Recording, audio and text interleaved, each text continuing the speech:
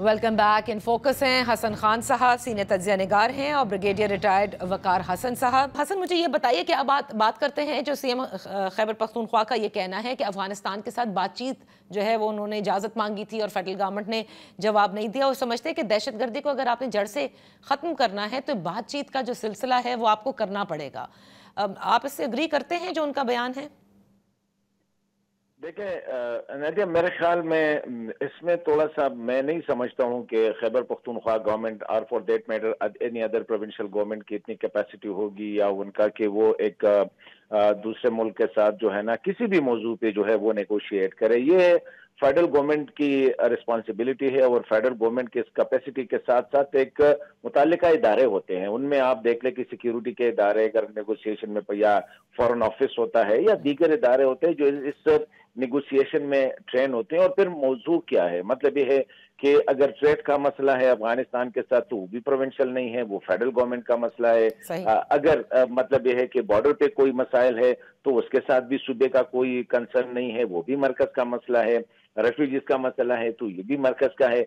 लेकिन से मैं एक बात थ्रो करता हूँ, अगर अली अमीन खान या खैबर पख्तूनख्वा से आप डेलीगेशन भेजे भी तो आया अफगान गवर्नमेंट उसके साथ किस लेवल पे नेगोशिएट करेगी? क्या उनको ये पता है कि ये तो एक सूबे की, जहां अफगानिस्तान में आप उसको विलायत कहते हैं, एक विलायत या एक सूबे की एक डेलीगेशन आई है, तो उसको कैसे वो किस लेवल पे प्रोटोकॉल में जो है ना उसको देखेंगे? तो मेरे ख्याल में इस मौजू पे मैं नहीं समझता हूं कि ये जो अफगानिस्तान के साथ जो हमारे ताल्लुकात है इनको आप इतने ट्रिवियलाइज कर सकते हैं कि इसको या कोई कबायली जरगा भेजे या कोई मजहबी रहनुमाओं का डेलीगेट, वो तो आप स्टॉपिंग कर सकते हैं, ट्रैक 2 ट्रैक 3 पे आप जा सकते हैं। लेकिन नेगोशिएशन करना, इन इश्यूज को रेस करना, खा वो दहशतगर्दी है, खा वो अमन है, खा वो ट्रेड है, जो भी है, ये मैं नहीं समझता हूं कि सूबा ये कर सकता है, उसकी या कैपेसिटी है। बल्कि लीगली सूबे के अपने वो है, ये तो मरकज का सब्जेक्ट है।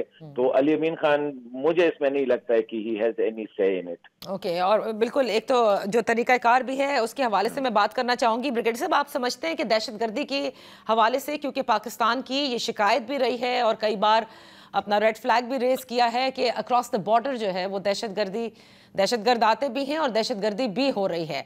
अब आप क्या समझते हैं कि किस तरह से अफगानिस्तान को इंगेज करना चाहिए, क्योंकि जो टीटीपी के मामलात हैं वो जूं के तू ही हैं? आई थिंक चारों डोमेन में काम हो भी रहा है, होना भी चाहिए। इसमें जस्ट क्विकली हाईलाइट, एक तो मिलिट्री डोमेन है, इसमें this side of the border तो देयर इज जीरो टॉलरेंस, और आपने क्रॉस भी देखे, जहाँ जरूरत पड़ेगी तो पाकिस्तान स्ट्राइक करेगा। अभी हार्ड स्टेट की बात भी हो रही है, और इसमें तुर्की की मिसाल है, जब खुद दहशतगर्द, नॉट से खुद लेकिन पीकेके वगैरह, चाहे इराक हो, सीरिया, उन्होंने जो जोन बनाया हुआ था उसमें आके वो बैठ के करके शामिल हुए। आई डोंट से कि पाकिस्तान। दूसरा डिप्लोमेटिकली बिल्कुल करें जी, एक तो बायलैटरल है, अभी भी आई थिंक हमारे जो रेप हैं फॉर अफगानिस्तान वो गए हुए थे। उसके अलावा रीजनली आई थिंक काफी प्रेशर डेवलप किया पाकिस्तान सितंबर में, उसके बाद मॉस्को फॉर्मेट हुआ अक्टूबर में पिछले साल, Russia, central Asia, Iran, Pakistan, China ने मिलकर इनको समझाया भी और वार्निंग दी है। मतलब कि साहब वहीं पे थे जी कि टेररिज्म की फैक्ट्रियां बंद करें, and now there is lot of pressure. फिर ट्रंप की भी आई थिंक एक थोड़ा सा टिल्ट हुआ इस तरफ की, शायद हथियार जो है और आईसिस के ऊपर उनका एक कंसेंसस है कि नहीं होना चाहिए। तो उस लिहाज से डिप्लोमेटिकली, बायलैटरली भी, रीजनली भी आप करें। फिर ये है कि जो आई थिंक सोशल है आपका, अभी अनफॉर्चुनेट अफगान खवातीन जो है वो बंद है घरों में। पाकिस्तान ने यहाँ भी रेज किया, ओआईसी लेवल पे भी हो, तो एक प्रेशर बन रहा है। बाकी दोस्त ममालिक हैं गल्फ में, आई थिंक बात सुनी जाती है तालिबान की, टर्की है, कॉमन फ्रंट समझा सकते हैं, चाइना है। फिर आ जाता है आई वुड से कि जो ट्रायंगल है, क्विकली गो, ये दहशतगर्दी के इसमें 3 कोने हैं, एक दिल्ली में है, एक काबुल में है, और एक है आपकी फ्रंट लाइन इनकी है, चाहे वो I was just coming to that कि आपकी अगर अफगानिस्तान से ताल्लुकात बेहतर नहीं होंगे तो आप नहीं समझते कि India is gonna use them more, क्योंकि पाकिस्तान के लिए अनरेस्ट पहले भी एनडीएस के जरिए और रॉ के जरिए करवाया जाता था। जी जी बिल्कुल, अभी यही कि इनको तीनों का आपने टैकल करना, अफगानिस्तान का, इंडिया का, मैं कहता हूँ time is cut their hand, terrorism के हैंड है, और उसका तरीका एक ही है, जो दोवल की पॉलिसी है कि इसी कॉइन में आप जवाब दें, और इंशाल्लाह you see it in the north east Indian Punjab, occupied Kashmir.